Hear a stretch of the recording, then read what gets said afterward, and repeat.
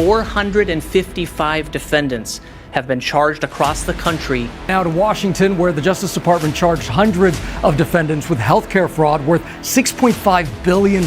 Marks the greatest combined federal and state effort in combating healthcare fraud.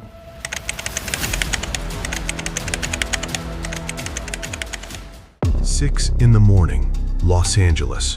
Federal agents walk into a hospice office and arrest a man who allegedly billed Medicare for dead people. Not a typo, dead people. And he is just one of 455 defendants charged in the biggest healthcare fraud crackdown America has ever seen. 155 defendants across 56, like I said a minute ago, U.S. attorney's offices. $6.5 billion allegedly stolen from Medicare, from Medicaid, from you. Crazy, right? But here's where it gets crazy. The FBI did not catch most of these scammers the old way. They used AI. This video is for educational and storytelling purposes only. It is not financial advice.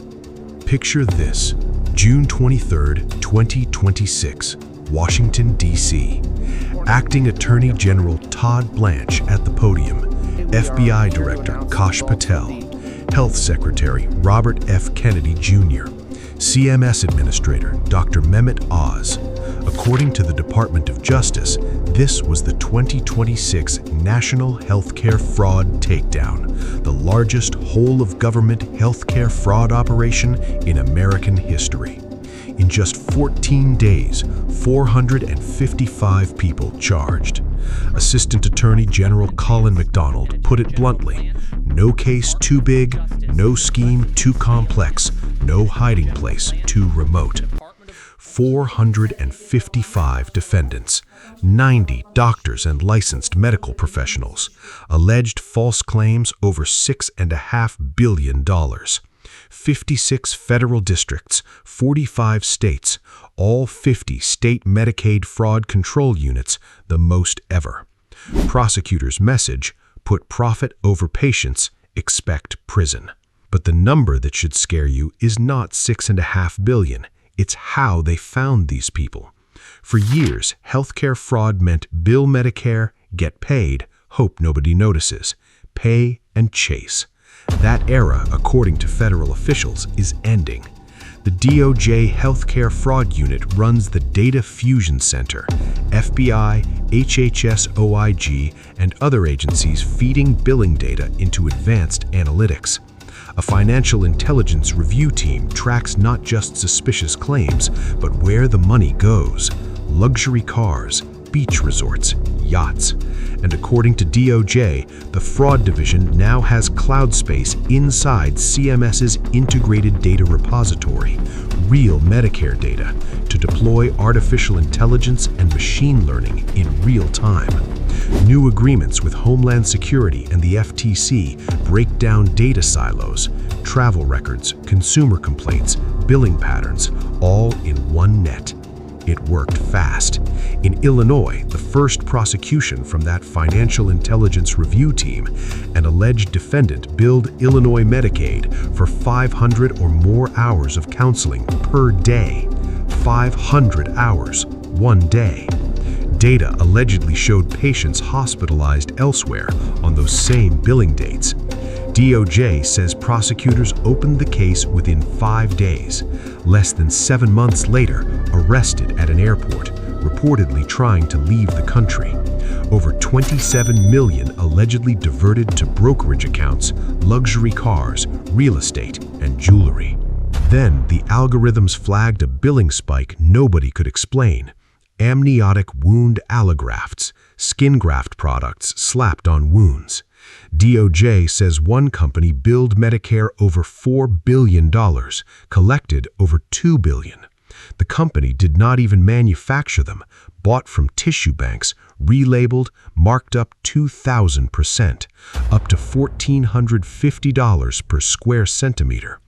Kickbacks around 40%. Marketers and providers allegedly targeted hospice patients, applied grafts to superficial wounds, areas far bigger than the actual injury. A Texas nurse practitioner was charged in a $906 million scheme, over $1 million per patient on average. Ferrari, Bulgari necklace worth $865,000, $4.6 million beach resort in the Philippines. This part still blows my mind. The data analytics team spotted that allograft spike and prosecutions followed. CMS slashed payments to $127 per square centimeter. Officials said without that fix, every Medicare beneficiary would pay $11 extra a month in premiums from that fraud category alone. But here's the story most channels skip. Hospice owner Orrin David Shakar, according to court records, allegedly ran 4 companies: Touch Hospice, Art of Hospice, and Holly Trinity Hospice, and others, billing roughly $27 million in false Medicare claims. Non-terminally ill patients enrolled. Standard fraud. Then, analytics started tracking alive discharge rates. High rates scream fraud because real hospice patients die. Picture how this probably went, according to prosecutors. Shakar allegedly adapted. He allegedly paid funeral home workers Abraham Shin and Jeannie Choi $1,000 to $3,000 per dead person for recently deceased Medicare beneficiaries' information, then billed Medicare for hospice days those dead people never received. Fake records, backdated physician visits, all to trick the algorithms into thinking his hospices looked legitimate. He allegedly used hospice funds for a Rolls-Royce Phantom worth around $530,000. Kennedy said on national TV the owner purchased names from coroners of dead patients and billed the government. That's not a billing error. That's fraud against the dead and the vulnerable. And patients got hurt beyond money. In Florida, a medical director was charged in an $89 million scheme, allegedly testing student athletes for unneeded heart scans, preying on fears of sudden cardiac death. Results rubber-stamped normal within seconds. One enlarged heart allegedly signed off in 11 seconds. 24 days later, according to charges, that student died at basketball practice. 36 defendants were charged in opioid schemes, 28 licensed professionals, including doctors running voicemail refill lines. Prosecutors say patients overdosed and died while Schedule II drugs kept flowing without a single face-to-face visit. Then the international twist. Fugitives returned from Cyprus, Estonia, and the Philippines. Ibrahim Hilmi alleged $3.7 billion urinary catheter and equipment fraud, apprehended in Curania. 2 defendants in a $10.6 billion transnational scheme, extradited from Estonia. Herb Kimball landed on the FBI Most Wanted Fraudsters list June 4th, caught in the Philippines 4 days later, according to DOJ, in an alleged $1.2 billion telemedicine fraud. Over $182 million in cash, cars, and jewelry seized. CMS suspended 1,079 providers and revoked billing for 1,403 more. 295 Medicaid fraud defendants, a record $518 million in alleged false claims. Brooklyn adult daycares billing hundreds of patients daily in buildings licensed for 30. Virginia schemes allegedly bribing homeless people with hotel stays for their Medicaid numbers. Arizona defendants allegedly billing $44 million for therapy never given to Native Americans in addiction treatment. These are allegations. Every defendant is presumed innocent until proven guilty, but the enforcement playbook has shifted for good.